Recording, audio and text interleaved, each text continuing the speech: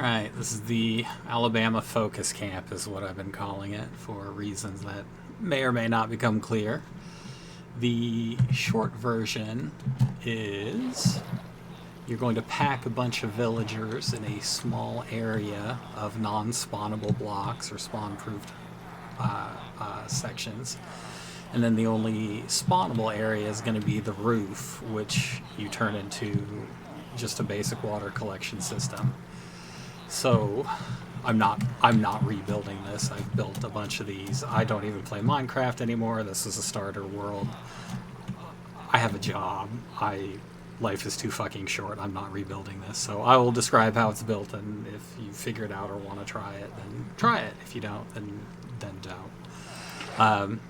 So your corner water is important. You want to make sure you elevate these three, because you end up getting this one right here, and golems will absolutely get stuck in there over time. And then you don't want to put this corner water source block at level with the rest of these water source blocks, because then the entire roof will turn into water source blocks, and that's miserable to deal with. So you have your glass outer wall here, which is, these are transparent blocks, so they're non-spawnable. Your water source, and then this is a row of 7. Your overhang, which is 8. And this becomes a new. This is not a source block. This is a flowing block, but this would be effectively 8 again. So you have your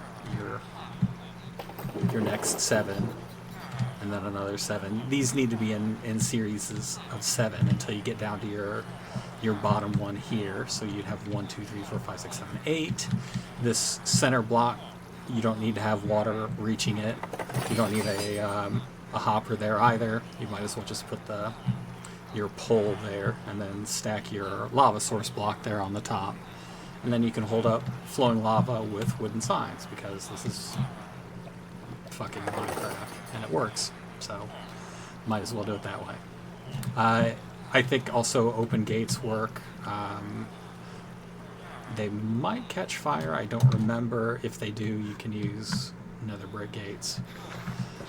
So the interior, effectively, you need a glass floor, and then non-spawnable caging. The iron bars was a later addition. This is for the vibe, effectively.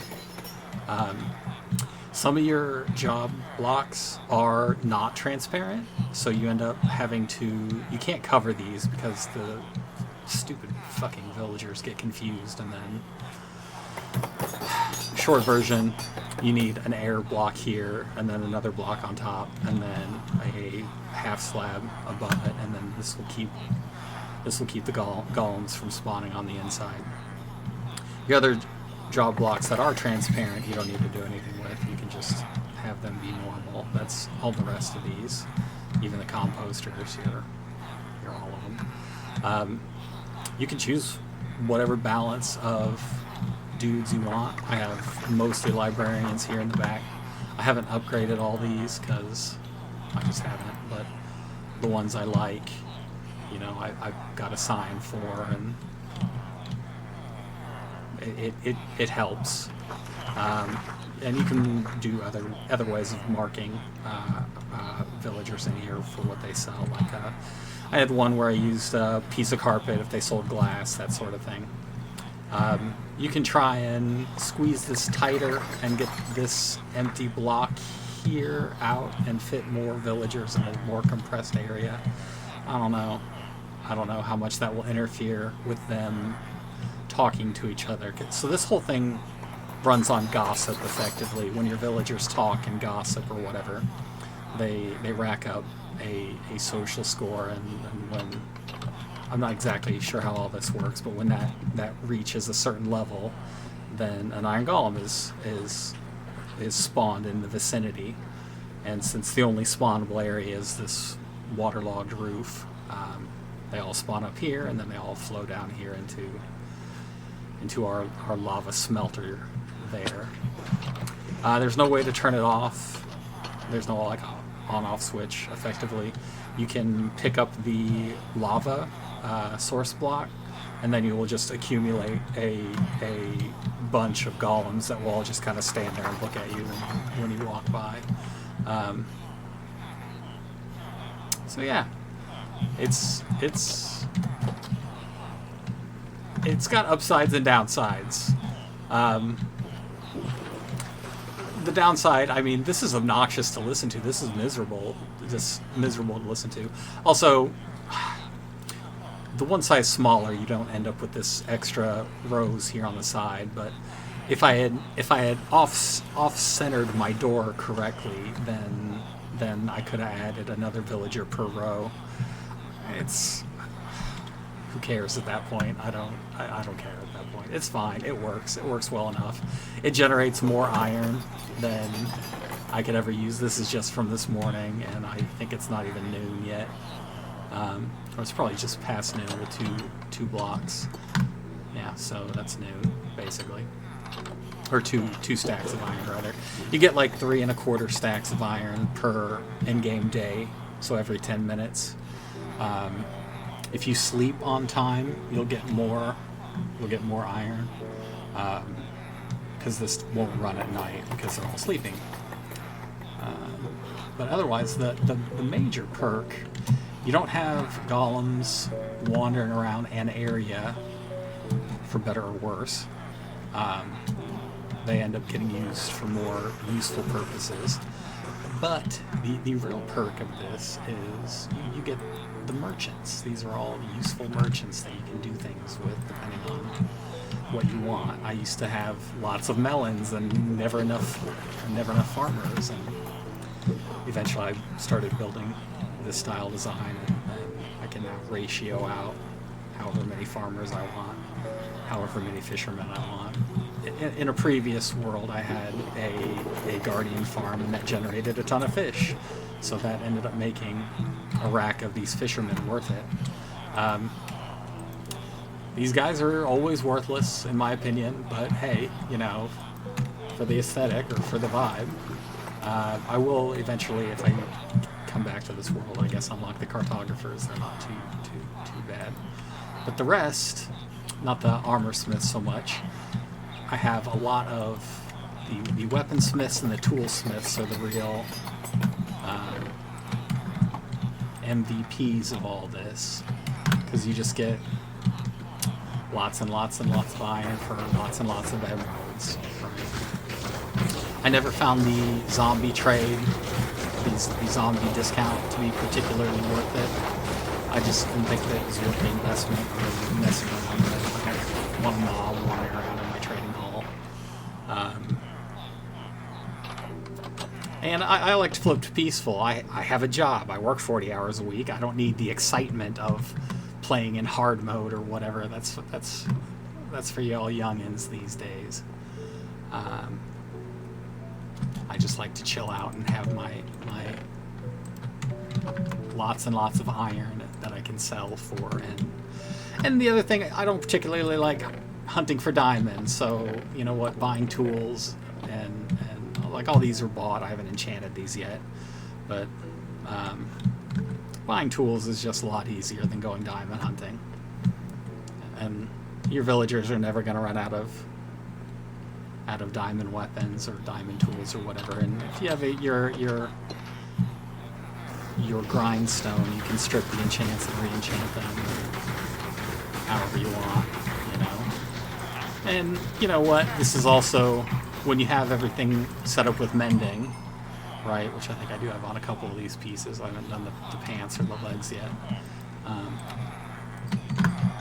You know what? It's just a decent source of XP as well to keep your tools in good shape. This way you're not having to deal with your goofy cactus farms and all that nonsense. You can just use your villager trading hall, and it's multifunctional. So we've been away for even just a couple minutes, and we already have another 2 stacks and more of these goddamn poppins. So a couple of creature comforts to consider. You can fit a composter in here, just a one row, one column composter, and it's not too bad. The other thing you can put in here is a full like dropper or dropper lava and a sticky piston for a lava incinerator, right? And you can fit all that in like this little area here, maybe down some. And if you build it out of glass, it's also non-spawnable, and that ends up being somewhat useful. But I mean, the other thing being, if you just walk out here and throw your junk in the ocean, it despawns eventually. It doesn't matter. I may keep this channel and post some of the other neat things I've done on older worlds. This is a newer world, like I said, so I don't have anything interesting set up here, really.